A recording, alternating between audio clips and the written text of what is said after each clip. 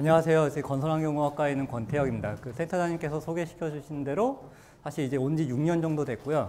그리고 그 전에 이제 2년 동안 미국에서 가르치다가 이제 오게 됐었는데 사실 제가 굉장히 테러블한 인스트럭터라 그 학교에서 유명했었습니다. 그 처음에 이제 포당 마치고 바로 이제 임용이 됐었을 때 첫 학기에 그 강의 평가를 받잖아요. 그때 5점 만점에 3.3을 받았는데 그게 학과 최하였거든요. 그래서 학과장님이 저를 부르시더라고요.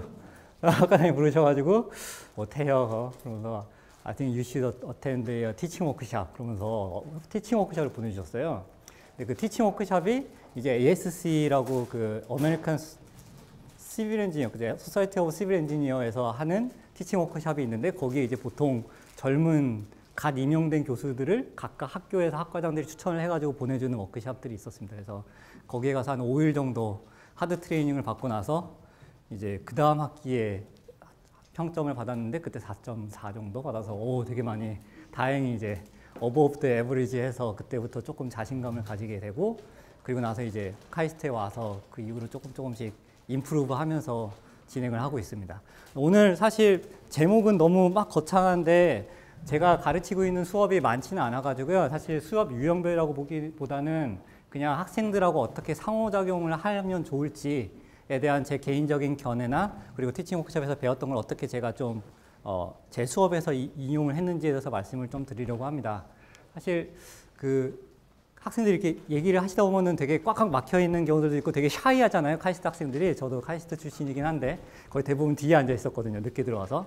근데 맨날 앞에 있는 애들만 얘기를 하고 그죠? 물어보면 여기에서만 대답이 나오고 뒤에 있는 애들은 어차피 똑같고 한 학기 동안 똑같이 반복되긴 그런 상황인데 교수님들 어떻게 학생작용을 상호작용하실 때 어떤 뭐 본인들의 기술이 있으세요? 교수님 혹시? 질문합니다. 네? 네. 아, 질문하십니까?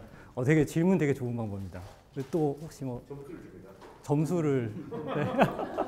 지금 사실 답을 말씀해 주셨는데 이 이펙티브 퀘스처닝이라고 티칭 워크숍에 가면 거의 한 세션을 할애해가지고 어떻게 수업 시간에 질문을 하는가에 대한 얘기를 되게 심도 있게 다룹니다. 그래서 사실 제가 지금 방금 그 질문을 한 것도 질문을 먼저 던지고 그 다음에 이제 반응을 좀 보고 발론티어가 있으면 발론티어를 하고 발론티어 받고 발론티어가 없으면 한 분을 지목을 하죠. 지목을 해가지고 대답을 해달라고 강요를 제가 하거든요. 계속 기다리는 거죠. 끝까지 대답하실 때까지. 그리고 이제 몰라요라는 대답이 나오면 또 다시 또 질문을 해가지고 답이 나올 때까지 질문을 계속 합니다. 그러니까 이런 식으로 뭔가 끈기 있게 그 사람의 샤이한 학생도 뭔가를 계속 인볼브를 할 수 있게끔 하는 그 과정에 대해서 이제 강조를 되게 많이 하는데 저는 그냥 간략하게만 좀 설명을 좀 드리려고 합니다. 우선 퀘스처닝 했을 때 4가지 타입으로 그 퀘스처닝을 하는 방법이 있다고 합니다. 하나는 디폴트로 해가지고 가장 기본 질문 형식. 이게 수업 시간에 교수님들이 하실 때 가장 기본으로 몸에 배어서 이렇게 하는 거가 자동으로 튀어나와야 된다라고 그 사람들은 강조를 하더라고요. 하는 방법이 맨 처음에 질문을 던지죠. 뭐 예를 들면 뭐 흙에는 어떤 종류가 있을까요? 한 다음에 잠깐 기다렸다가 그 다음에 학생 이름을 부릅니다. 뭐 권태혁 학생 혹시 어떻게 생각하세요? 뭐 이렇게 그죠? 이게 이제 master this question and use it as your standard. 항상 이거를 스탠다드로 우선 가져가면서 이게 그 학기 내내 놈으로 가져가시는 기본 방식이 되겠고요. 저도 이게 그래서 가장 제일 많이 쓰고 있는 방식 중에 하나입니다. 그리고 두 번째로는 이제 directed question. 그 학생을 먼저 이름을 먼저 부릅니다. 그죠? 뭐 김하영 학생 딱 얘기하고 조금 약간 그 잠깐 디스터브한 행동을 하거나 좀 뭐 졸고 있거나 이럴 때 많이 쓰는 그런 거긴 한데 그런 다음에 잠깐 이제 김하영 학생 부른 다음에 이제 뭐 쉬운 질문을 보통 던지죠. 그럼 뭐 프레셔는 뭐 스칼라일까요? 뭐 벡터일까요? 뭐 이런 뭐 가장 굉장히 쉬운 그냥 졸고 있다고 대답할 수 있는 정도의 이게 사실 중요한 거는 학생들한테 창피를 주려는 게 아니에요. 여기 안에서 그냥 되게 긍정적인 대화를 하자라는 취지에서 질문을 하는 거기 때문에 질문이 공격적으로 되면 안 되고 좀 약간 항상 웃으면서 너 자고 있었지만 그래도 내가 너 알만한 거 대답해 줄게. 아이고 물어봐 줄게. 이런 식으로 이제 질문을 하는 거죠. 그래서 거기서 얘기할 때 이제 굉장히 자주 쓰지 마라. 디렉티드 퀘스천 같은 경우에는 이제 학생이 내가 뭐 잘못했나? 라고 혹시나 이제 좀 자기 반성을 할 수도 있고 뭔가 뭐 좀 이제 좀 갑자기 이렇게 좀 뭐라 그러죠?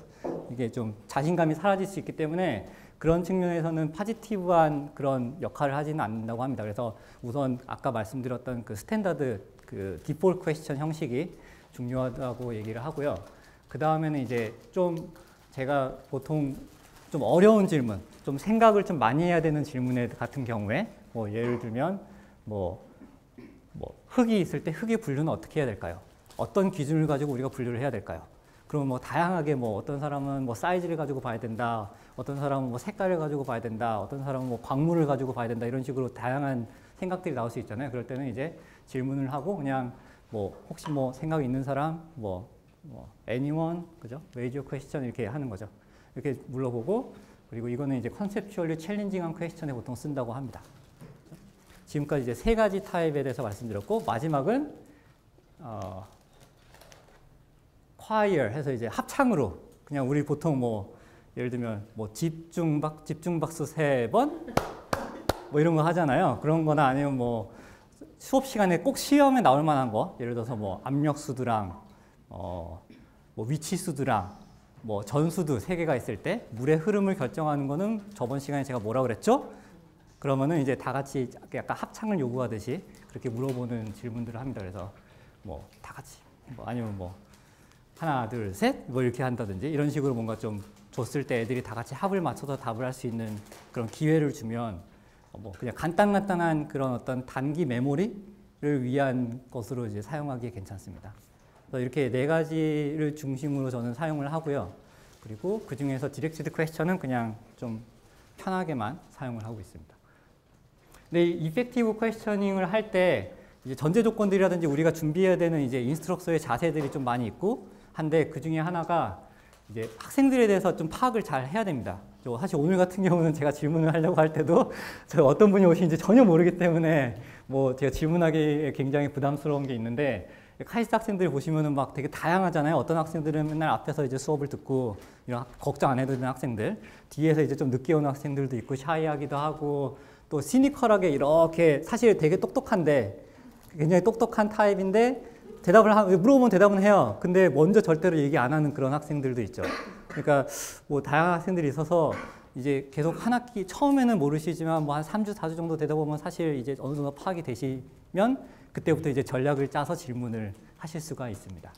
그리고 뭐 대답을 잘하는 학생, 뭐 한국말로 영어로 물어봐도 한국말로 하는 학생도 있고, 뭐 한국말로 물어봐도 영어로 하는 학생들도 있고, 막 뭐 조금 늦게 대답하는 학생들도 있고 해서 저는 보통 수업이 한 15명에서 20명 이내거든요. 그래서 어느 정도 한 3주 정도, 4주 정도 지나면은 조금 성향 파악이 되더라고요. 그래서 뭐 한 60명씩 되는 클래스를 하시는 교수님 같은 경우는 좀 어려운 분이 있겠지만 이제 어느 정도 이제 뭐 보시면서 이제 몇 개 눈에 들어온 학생들 중심으로 좀 보셔도 괜찮을 것 같습니다. 그리고 보통 수업을 하기 전에 조금 수업을 준비하시는 뭐 한 20-30분 정도 준비를 하시잖아요. 그때 질문을 다 미리 좀 짭니다. 그래서 1시간 15분 수업을 한다. 그러면 뭐 몇 개 정도 질문을 하면 괜찮을까요? 교수님, 뭐 한 6개. 예. 저도 한 4개나 5개 정도 질문을 합니다. 그래서 한 2개 정도 토픽을 만약에 준비를 해서 한 1시간 15분 안에 한다고 하면 한 토픽당 한 2-3개 정도 이제 질문을 준비를 해가고 이거는 이제 디폴트로 제가 꼭 묻는 질문들이고요. 이제 중간중간에 하다 보면은 이제 뭐 좀 다른 사이드한 질문들도 올 수 있고 또 졸고 있는 학생 때문에 또 더 많이 질문을 하게 되기도 하고 뭐 이렇게 되겠죠. 그래서 질문을 항상 준비를 해가는 게 제일 중요하고 그때 이제 스탠다드 디폴트한 퀘스천을 하려면 학생 이름을 알아야 되죠. 그래서 학생 이름을 뭐 미리 출석부를 이제 좀 보고 저 같은 경우에는 여기 있다. 강의 노트에 항상 이렇게 포스트잇을 붙여서 여기에 질문을 써가거든요. 질문을 써가고 그 밑에 학생 이름도 써가도 괜찮고요. 그래서 뭐 이런데 이제 각각 페이지마다 넘어가면서 할 때 질문을 써놓고 그 다음에 이제 요 차례가 되면은 요거 질문을 던지고 그 다음에 학생 이름을 부르고 그 다음에 이제 대답을 해보라고 하죠. 그래서 뭐 네. 네. 근데 이게 이렇게 하는 게 저는 상호작용이 있는 것 같아서 좀 좋은 것 같더라고요. 이게 그 원웨이 커뮤니케이션보다는 이제 조금 이따가는 제 수업에 대해서 좀 말씀을 드릴 텐데 그리고 또 하나는 중요한 건 절대 제가 대답을 하면 안 됩니다. 이게 모든 그 많은 교수님들이 하시는 실수라고 이제 티칭 워크숍에서 얘기를 하는데 먼저 스스로 질문을 한 다음에 좀 기다렸다가 모르겠다 그러면 이제 교수님이 직접 답을 해버리세요. 근데 교수님이 직접 답을 하지 않고 그 학생한테 끈질기게 요구를 할 수도 있고요. 뭐 계속 이제 뭐 질문을 바꿔가면서 얘기하는 거죠. 조금 이해를 할 수 있도록. 그리고 또 심플리파이 시키고 결국 안 되면은 멀티플 초이스를 줘요. 이거 하다가 야 이거 압력이 증가할까 감소할까? 이거 50대 50인데 그 모르겠어요. 찍어봐. 찍어보세요. 네? 뭐 it's your chance 이러면서 그죠? 그런 다음에 이제 뭐 또 옆에 있는 친구한테 또 물어보기도 하고 이런 식으로 좀 이게 한 질문을 가지고 시간을 굉장히 많이 쓴다라고 생각을 하시고 준비를 하시면 좋을 것 같아요. 이게 뭐 형식적으로 한번 하고 넘어가는 것보다 그 질문이 굉장히 중요한 시간이에요. 왜냐하면 그 시간이 학생들이 느끼기에 교수님들이 준비를 해왔다라고 생각하는 시간이거든요. 그리고 그럼으로써 이제 이 교수님이나 아니면 이 인스트럭터가 이 수업을 좀 케어를 하는구나. 그리고 저 교수님이 나를 케어를 하는구나 라는 거를 이제 그런 인상을 받을 수가 있기 때문에 사실 온라인 강좌에서 들을 수 없는 좋은 것 중에 하나가 이 질문이지 않을까 생각을 합니다. 그리고 이제 항상 그 클래스룸 이렇게 긍정적이고 라이브한 걸 만들기가 쉽지 않잖아요, 사실. 근데 이거를 만들어줘야 됩니다. 포지티브하게. 저는 여러분들의 굉장히 긍정적인 사람이고 그리고 좋은 기운을 주기 위해 여기에 서 있다. 라는 거를 처음에서부터 시작할 때 막 주고 끝날 때까지 좀 유지를 하는 그 에너지가 되게 중요한데 그래서 질문할 때 학생들을 인베러스하게 하면 안 된다고 제가 말씀을 드렸잖아요. 그래서 틀렸어, 뭐 다른 사람, 혹시 뭐 어떻게 생각하니, 다 이렇게 생각하니 이렇게 하는 것보다는 그 학생이 왜 그렇게 생각했는지 물어보고 다시 생각하게끔 좀 만들어주는 그 과정들이 필요합니다. 그래서 뭐 왜냐하면 비슷하게 이게 틀렸더라도 그렇게 생각하는 학생들이 꼭 주변에 한 두세 명씩은 더 있거든요. 그래서 그 학생들하고 같이 공감한다라는 차원에서 그리고 뭐 왜 그렇게 생각하니 아니면 뭐 그거보다 혹시 이렇게 생각해 보면 어떨까 뭐 let's look at this way 그죠? 뭐 혹시 조금 디베이트가 생길 만한 좀 심도 있는 주제라고 하면 다른 학생들을 좀 불러서 너는 어떻게 생각하니라고 물어보고 할 수도 있겠죠. 거의 대부분 저도 비슷하게 생각해요라고 대답이 나와요. 이 학생이 얘기한 거에 그냥 쉽게 그냥 그죠? 그 이지라이드 하기 위해서 그러면 이제 또 다른 사람 불러가지고 생각해보고 뭐 이렇게 하는 거죠. 그리고 또 하나는 이거는 사실 효과가 있는지 잘 모르겠는데 티칭 워크숍 가면은 질문 있어요 이거 하지 말라고 하더라고요. Any question 뭐 질문 있어요 뭐 이거 얘기하지 말고 그냥 혹시 뭐 다른 생각 있으신가요? 뭐 혹시 뭐 의견 있는 사람 뭐 any further thought 뭐 any further discussion 뭐 이러면서 뭐 any other comment 뭐 이런 식으로 약간 이런 식으로 유도를 하는 게 단어에서 좀 그 뉘앙스가 주는 그런 것들에 대해서 좀 민감하게 생각하는 분들도 있는 것 같습니다. 그래서 최대한 저도 퀘스천은 좀 안 쓰려고 하는 거고요. 그리고 카이스트에서 이제 하다 보면 이제 저는 이제 기본적으로 디폴트 퀘스천을 가지고 대부분 이제 질문을 호명을 해가지고 하고요. 그 다음에 뭐 수업 시작할 때 저번 시간에 한 거에 대해서 리뷰를 하는 측정에서 뭐 그냥 저번 시간에 배웠던 것 중에 생각나는 거 뭐 있어요? 그죠? 아무런 키워드라도 한번 대보라고. 그죠? 그러면 뭐 저번 시간에 뭐 압력에 대해서 배웠다고 얘기하겠죠. 그러면은 뭐 압력에 대해서 뭐 또 얘기하고 이런 식으로 리뷰하는 시간이 보통 한 5분 정도 하게 되고요. 그 다음에 이제 좀 하이 레벨 퀘스천 같은 경우에는 이제 발런티어를 찾아서 좀 기다렸다가 오랫동안 좀 얘기를 할 수 있게끔 디스커션을 하곤 합니다. 이게 제가 준비한 첫 번째 토픽이고요. 두 번째 토픽은 사실 퀘스처닝에 좀 연관된 거여가지고 좀 준비했는데 상호작용이라고 하면 학생들하고 유대관계를 쌓는 그런 과정 중에 하나가 있거든요. 그래서 오프라인 강의의 좋은 점은 이제 페이스 투 페이스로 보는 거고 서로 대화도 할 수 있고 끝나고 나서 또 다시 또 얘기도 할 수 있고 시작하기 전에도 또 얘기할 수 있다는 장점이 있죠.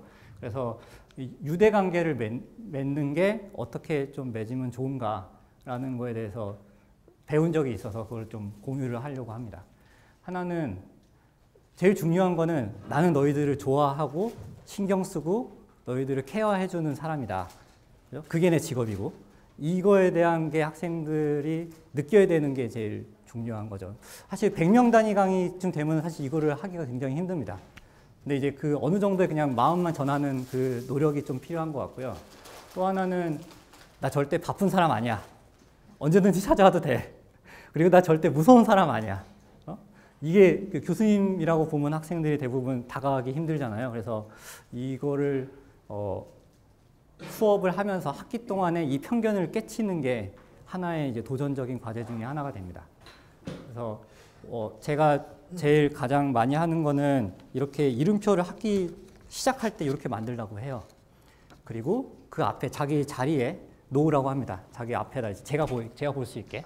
그러면은 이게 그냥 A4 용지를 나눠주거든요. 사인펜이랑. 그런 다음에 얘를 이제 4등분으로 접어서 이렇게 삼각도를 만들면은 그냥 이렇게 앞에다가 놓을 수가 있습니다.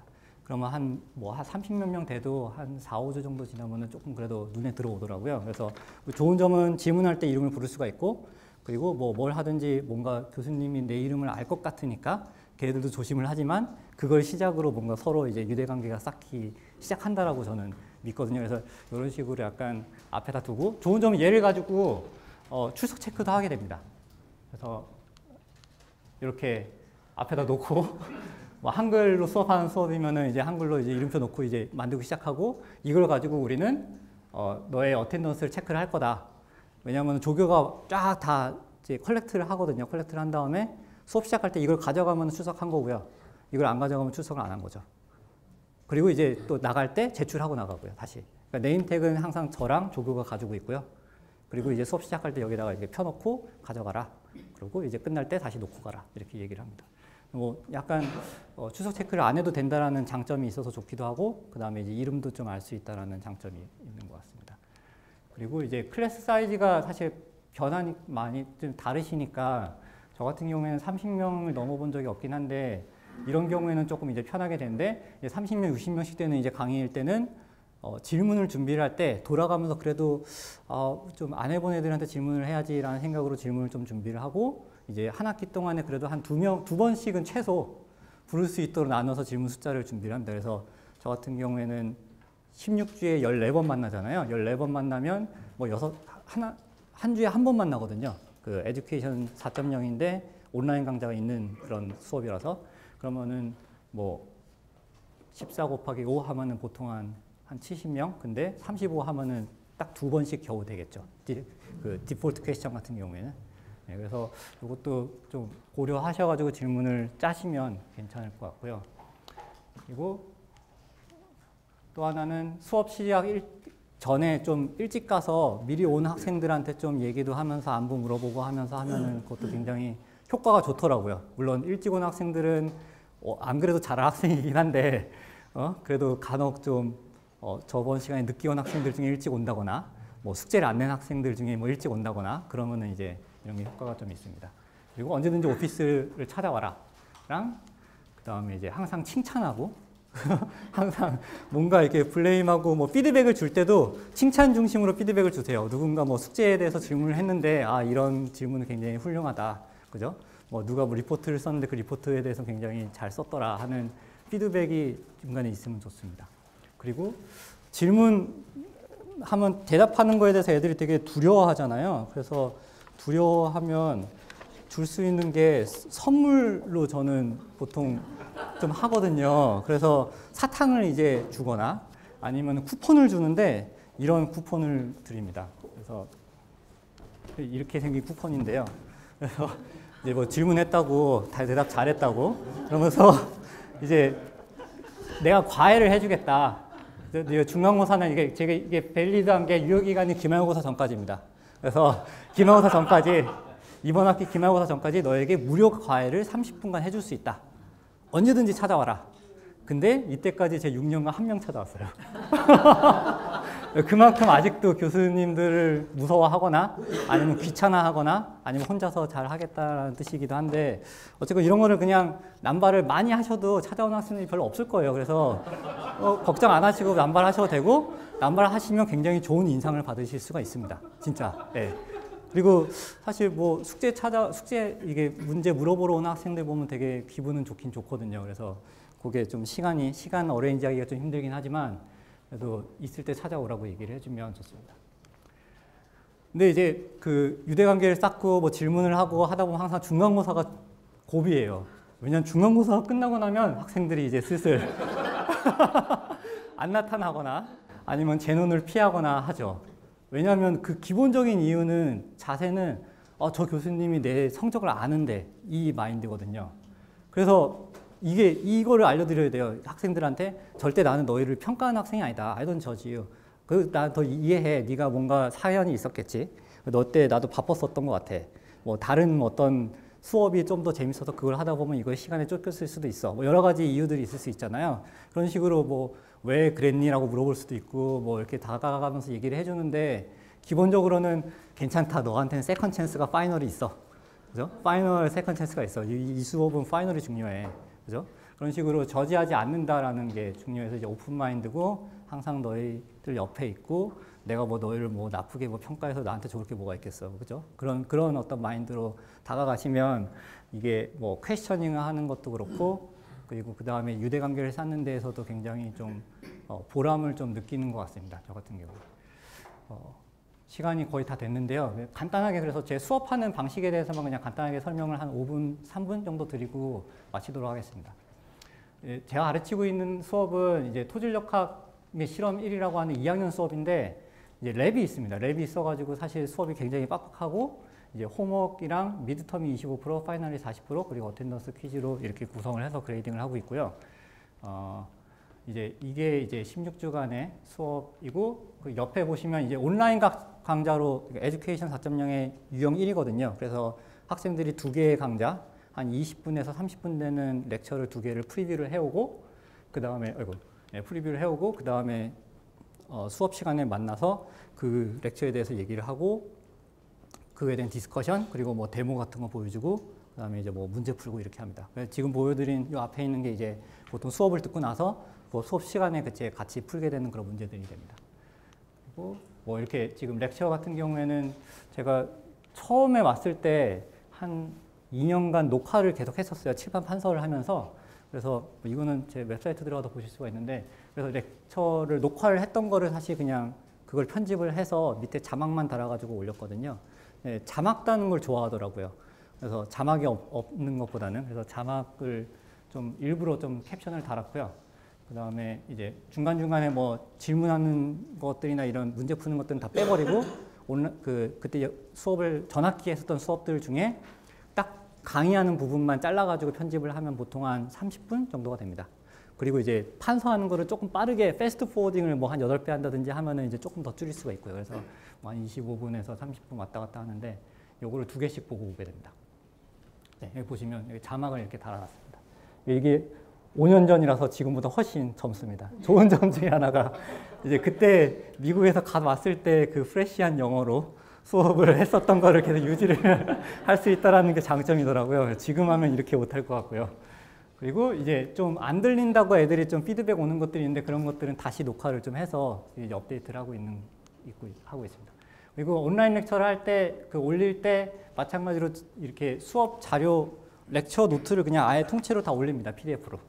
그래서 이렇게 된 거를 다 올리고 이제 이걸 보면서 이제 제가 수업 시간에 하는 얘기랑 같이 보면서 이제 듣는 거죠. 결국 학생들이 뭐 라이팅을 따로 하진 않습니다.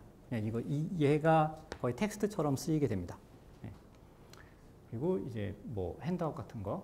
그래서 수업을 이제 이걸 듣고 학생들이 오면 처음에 5분 동안은 저번 수업 때 뭐 같이 문제 풀면서 했었던 거 리뷰를 하고 그 다음에 이제 너희들 프리뷰 해왔냐, 뭐 렉처 2개 정도 프리뷰 해왔냐 물어본 다음에 거기에서 이제 궁금했었던 것들 얘기를 하면서 이제 그 강의 노트를 보면서 좀 얘기를 하죠.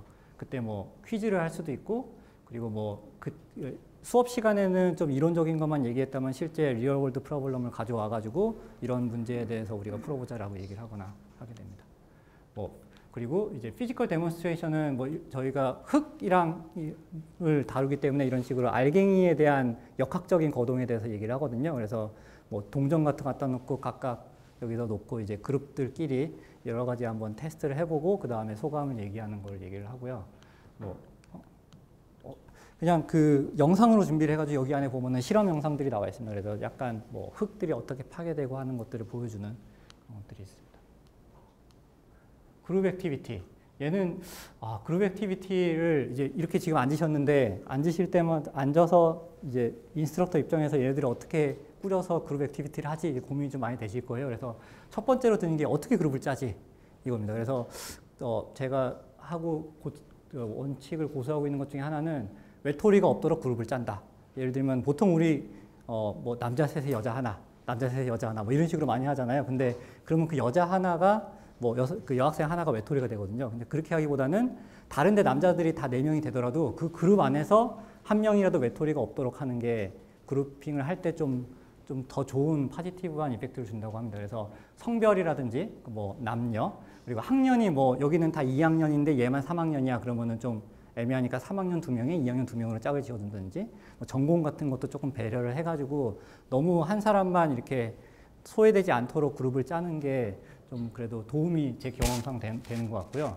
그리고 요거는 이제 애들이 항상 오면 같은 자리에 앉거든요.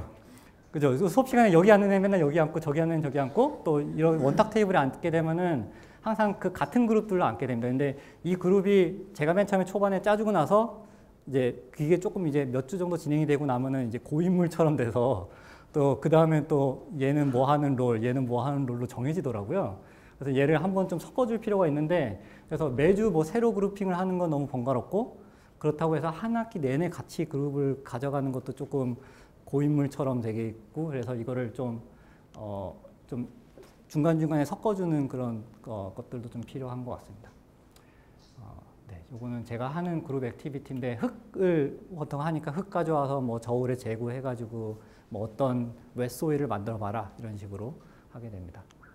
그리고 흙 뭐 분류 같은 거 할 때 이렇게 모래 같은 거 가져와서 앵글 오브 리포즈라고 해가지고 얘네들이 마찰각을 잴 수가 있거든요. 그래서 그 마찰각 재는 실험 같은 거 하고 그러고 난 다음에 이제 뭐 너네가 잰 거 어떻게 되냐? 너네가 잰 거 어떻게 되냐? 그럼 왜 두 개는 왜 다를까요? 뭐 이렇게 얘기하면서 진행을 하고 그리고 뭐 클레이하고 실트라고 하는 그 흙이 있는데 그 세립토인데 되게 얇은 흙이거든요. 그 흙들을 어떻게 구분하는지에 대한 것들도 뭐 실제로 한번 해보게 되고요. 그리고 문제 푸는 거는 이런 식으로 문제를 그 앞에 드린 것처럼 어떤 지반이 있을 때 뭐 10m 밑에서의 응력이 어떻게 될지 계산해 보자 라는 거에 대한 걸로 그냥 문제를 주고 보통 거의 한 50% 이상은 문제 푸는 거고요. 중간중간에 이제 데모 같은 게 좀 섞이고 중간중간에 이제 그룹 액티비티 같은 게 좀 섞이게 됩니다. 그렇게 많지 않습니다. 제가 14주 만나잖아요. 14주 만나는데 한 데모는 한 4개 정도 되는 것 같고 그룹 액티비티는 많아봤자 한 4-5개 정도 되는 것 같아서 나머지 시간들은 다 이제 문제풀이로 사실 되기 때문에 그렇게 중간중간에 한 2-3개씩만 섞어줘도 효과가 있습니다.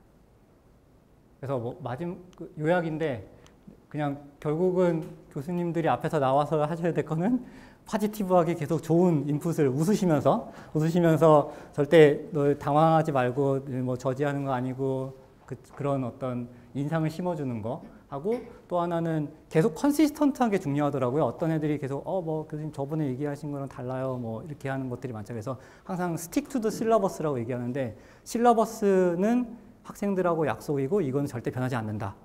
라는 그 이미지로 예를 들어서 거기서 딜레이를 주기로 했으면 딜레이는 무조건 줘야 되는 거죠. 거기서 뭐 숙제 딜레이를 50%를 까기로 했으면 무조건 50% 까는 겁니다. 안 까면 오히려 말이 생겨요. 그래서 실러버스를 절대 바꾸시지 마시고 그거는 끝까지 가야 된다는 게 컨시스턴스의 의미로 제가 말씀을 드린 거고요. 그리고 클래스 스트럭처는 뭐 말씀드렸고 툴은 뭐 지금 보여드린 게 이제 데모하고 뭐 어떤 그런 문제들, 리얼월드 프로블럼, 그리고 그룹 액티비티, 그리고 카웃이라고 온라인 퀴즈 하는 게 있는데 아마 다들 아실 것 같아서 이것도 한번 찾아보시면 학생들이 모바일 폰만 있으면 다 그 조인이 가능하거든요. 그래서 약간 PPT 같은 걸로 일방향으로 수업을 하고 난 다음에는 이거 얘네들이 좀 잘 따라왔나, 그 기억을 좀 하고 있나, 그거에 대한 리캡으로 쓰기에 되게 좋습니다. 그래서 카웃이라고 하는 툴까지 써서 사용을 하고 있습니다. 네, 이상으로 발표를 마치도록 하겠습니다. 네.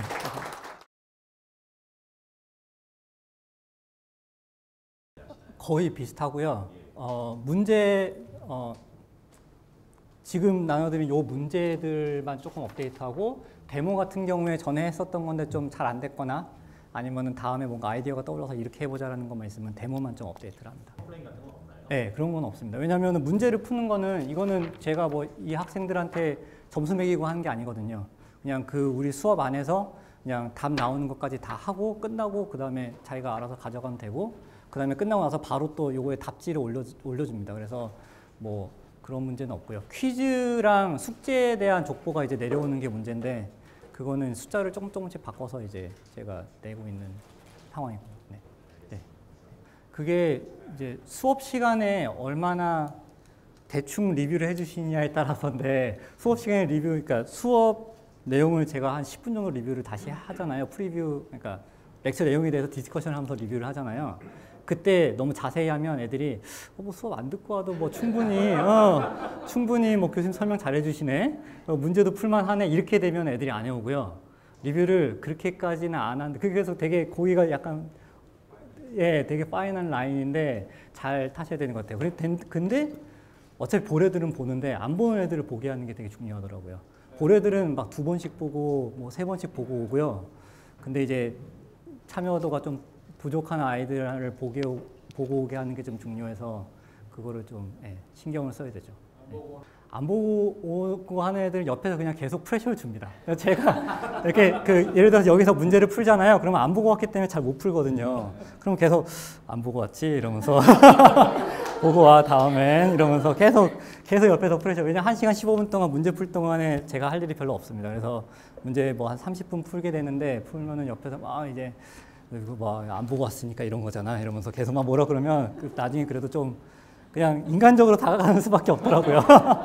제가 쓰는 방법은 그렇습니다. 네, 네 맞습니다.